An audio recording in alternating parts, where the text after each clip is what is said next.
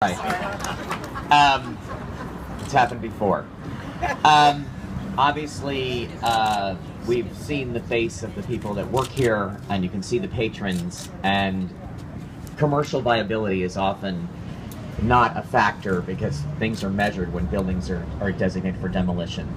And the faces that are involved and the people's lives who will be changed by that is somehow not a factor. And that has been spoken of very eloquently, and you've put faces with that. But I would like to speak about the place that Norms holds in the imagination of Los Angeles.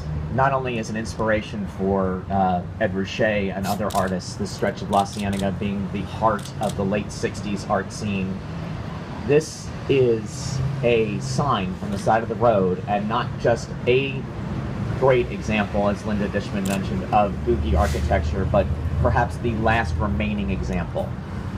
Besides the mosaics and the glass and the signage and the feeling of the space age, what you have here is a fixture, in my imagination in particular, as a Angelino and a high school student looking for a 24-hour place to take a date with not much money in their pocket at the time.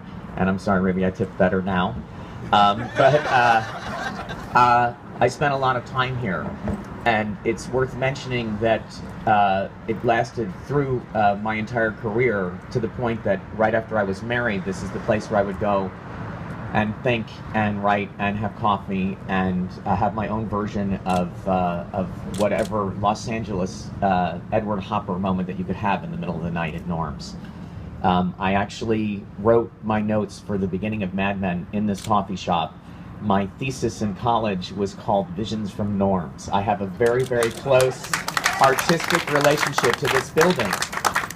And part of what I can say about Los Angeles is that we may not even see this building in some way at this point, but in any other city, this would be a museum.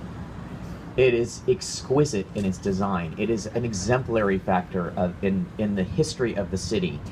And I have to say that part of the reason that I made Mad Men was to remind people of things that this is not a Victorian mansion, this is not the Colosseum, and we live in its existence. It is contemporary with us in many ways, and we don't appreciate it because it is so common to us. And now that one by one these buildings have disappeared, we should recognize its artistic value, its symbolism as a vision of Los Angeles, both car culture, art culture, food culture, and the people who work here. So it's a viable restaurant, yes. It's a part of the community, yes. It's a part of the neighborhood, absolutely. But more importantly, it is an inspiration and a treasure and should be treated as such. So please, now that things are hopefully taking a turn, I made the show with one agenda early on, which is stop tearing stuff down. You're gonna miss it. Thank you very much.